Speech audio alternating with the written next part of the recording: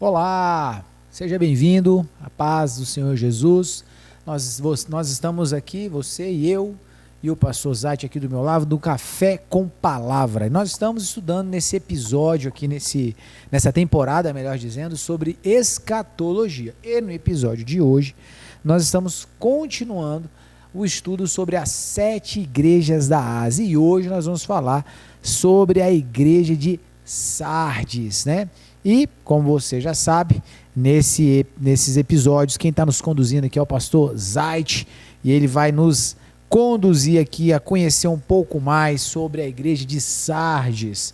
Vamos lá, pastor Zait, então? Vamos lá, hoje é a igreja de Sardes, começando no capítulo 3. Esse capítulo agora começa falando dessa igreja, e essa igreja sofre também uma forte repreensão, uma reprovação aqui, né, porque ela está se comportando de uma maneira que Jesus não quer que ela se comporte. Pode ler para mim, pastor, capítulo 3, versículo 1 ao 6. Vamos lá. Diz assim: ao anjo da igreja em Sardes escreve: estas coisas diz aquele que tem os 7 Espíritos de Deus e as 7 estrelas. Conheço as tuas obras, que tens nome de que vives e está morto. Sê vigilante e consolida o resto que estava para morrer, porque não tenho achado íntegras as tuas obras na presença do meu Deus. Lembra-te, pois, do que tens recebido e ouvido. Guarda-o e arrepende-te. Porque se não vigiares, virei como ladrão, e não conhecerás de modo algum em que hora virei contra ti.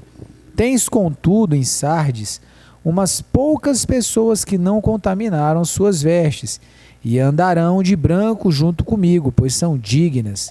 O vencedor será assim, vestido de vestiduras brancas, e de modo nenhum apagarei o seu nome no livro da vida.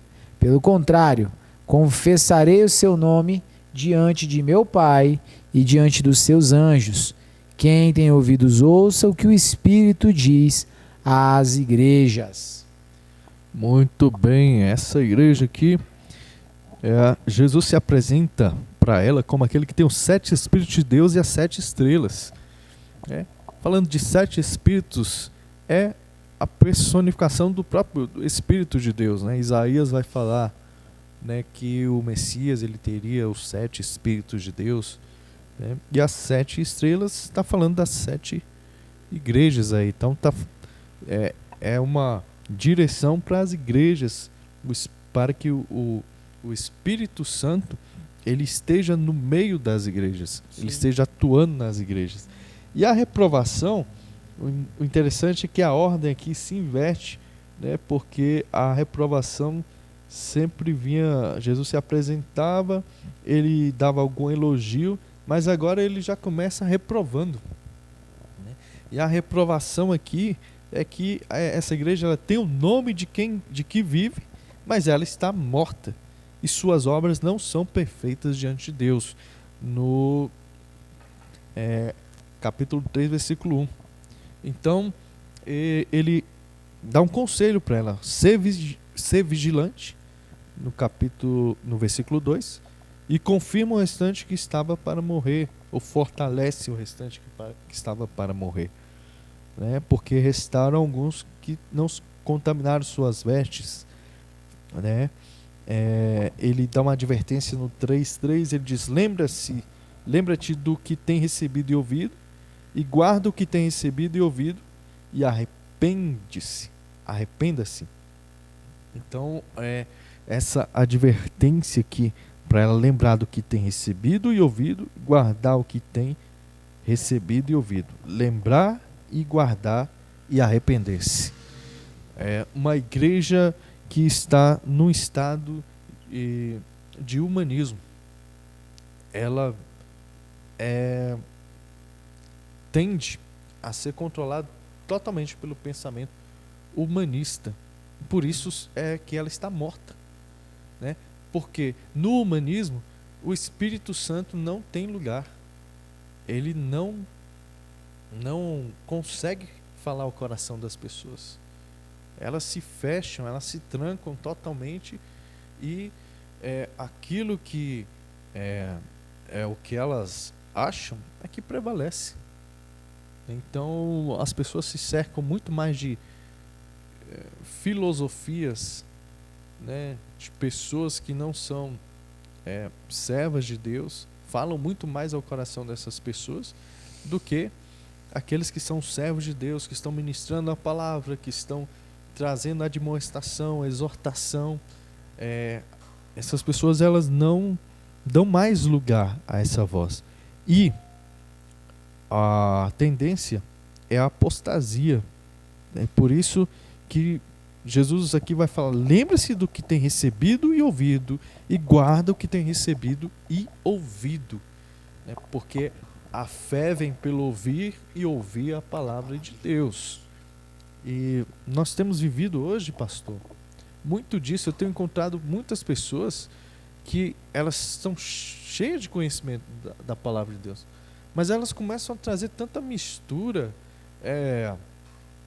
de coisas da história, de livros apócrifos, de livros pseudo-apócrifos, né? E aí começam a fazer uma grande confusão, trazer coisas que não estão no contexto da palavra, não trazem nenhum tipo de edificação, né? Ou mesmo nenhuma prática espiritual para nossas vidas, mas a pessoa se perde naquilo, como, por exemplo, haviam gigantes na terra, lá no Gênesis, né, no capítulo 6. Quem eram esses gigantes? Não, então quer dizer que os filhos de Deus tiveram relação com os filhos dos homens, então os anjos tiveram relação, e vai misturando coisas que não trazem nenhuma, na verdade não traz nenhum resultado espiritual para a nossa vida. Sabe, a pessoa está se distanciando de Deus, que ela só pega a parte do conhecimento e esquece da parte espiritual, daquilo que Deus manda que nós façamos na palavra dele, que é nos arrependermos, nos voltarmos para ele, deixarmos as práticas pecaminosas e cada vez mais buscarmos uma vida de santidade, de santificação. É por isso que ele se apresenta aqui como aquele que tem os 7 Espíritos de Deus e está no meio das 7 estrelas, porque nós temos que ter uma vida voltada à santificação, à pureza na palavra de Deus, e não ficarmos tendenciosos a historinhas aí e misturando.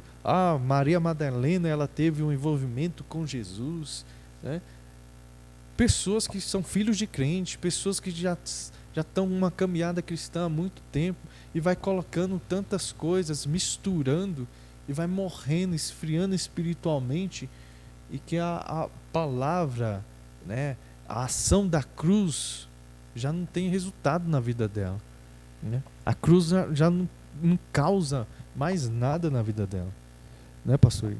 É assim, há quem afirme que essa igreja aqui, numa perspectiva dispensacionalista, seria a igreja romana, né?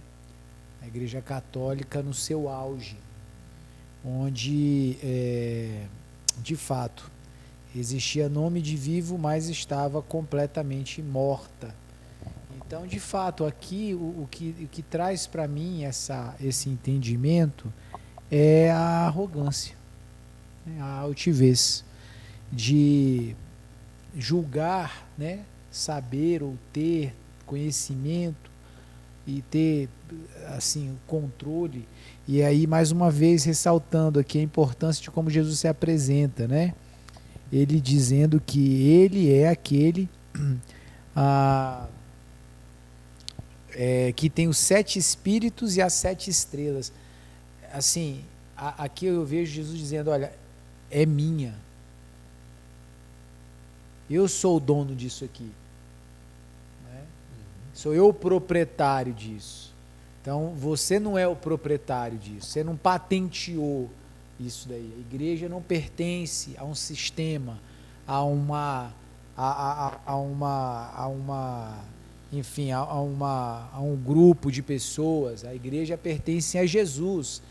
Então, o que me assombra aqui é isso, primeiro ponto. Segundo ponto, acerca a alusão do Senhor, fala, olha, tem poucos aí, né, que não contaminaram suas vestiduras, trazendo talvez ainda mais embasamento para esse entendimento sobre essa comparação, né, mostrando que alguns ainda estão aí e não se corromperam.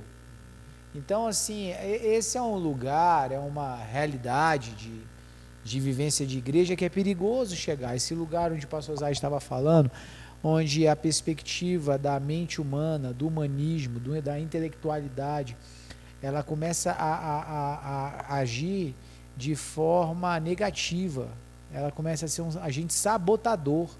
Então a pessoa começa a se perder tanto no quesito da mente, do humanismo, da perspectiva do domínio humano, que ela vai perdendo essa essência da vida com Deus.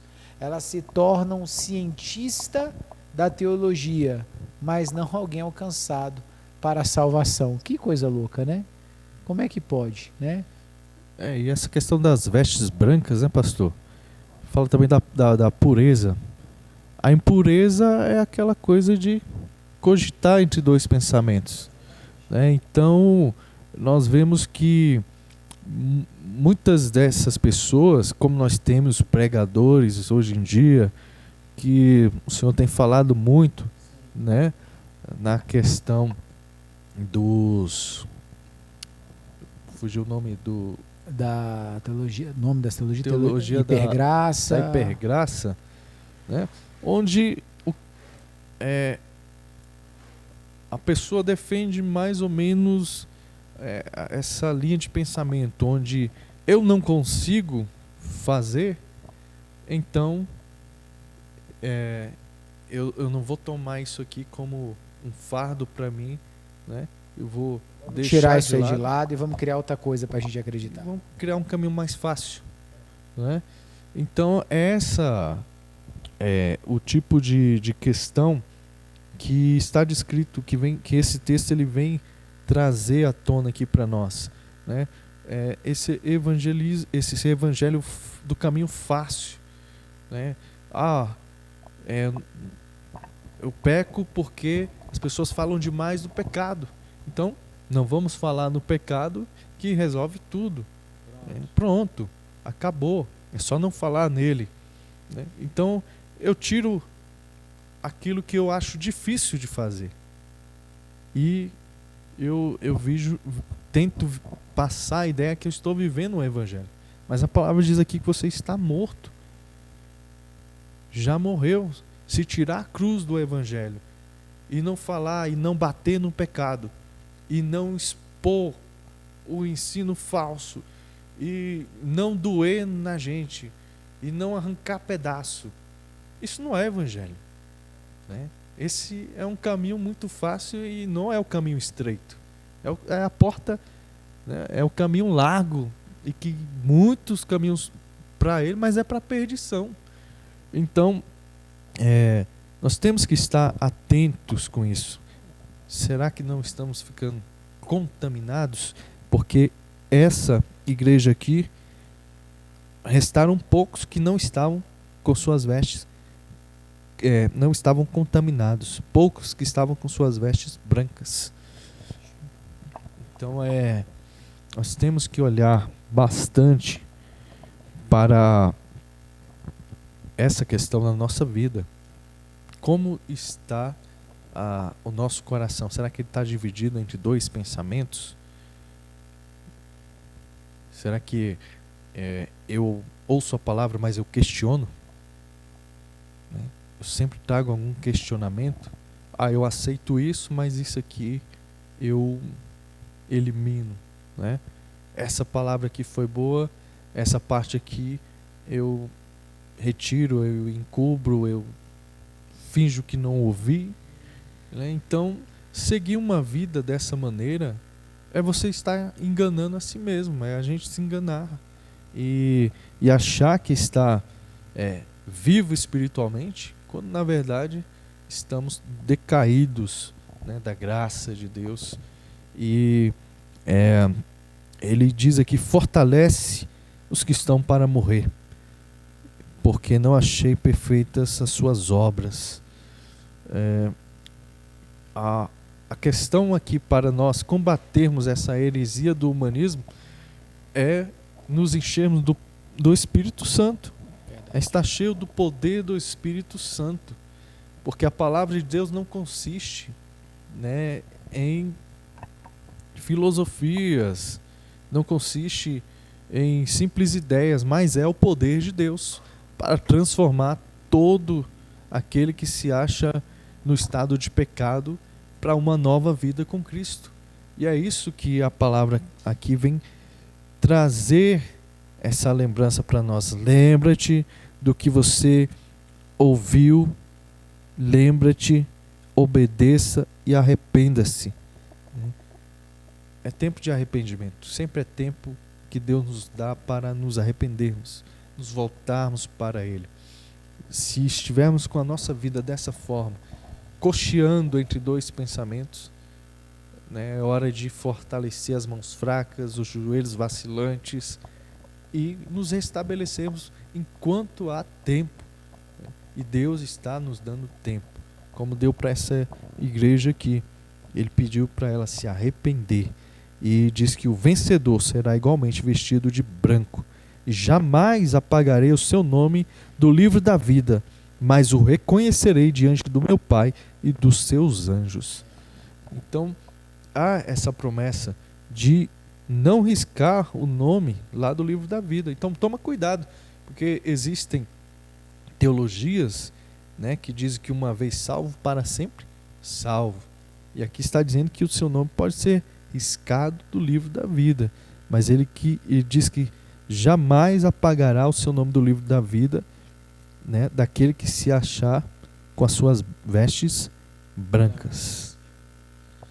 Um ponto importante falar também, pastor, até aqui, nesses episódios todos que a gente vem falando sobre as 7 igrejas da Ásia, a gente vai perceber que em todos eles o Senhor, ele tem uma palavra de arrependimento, né?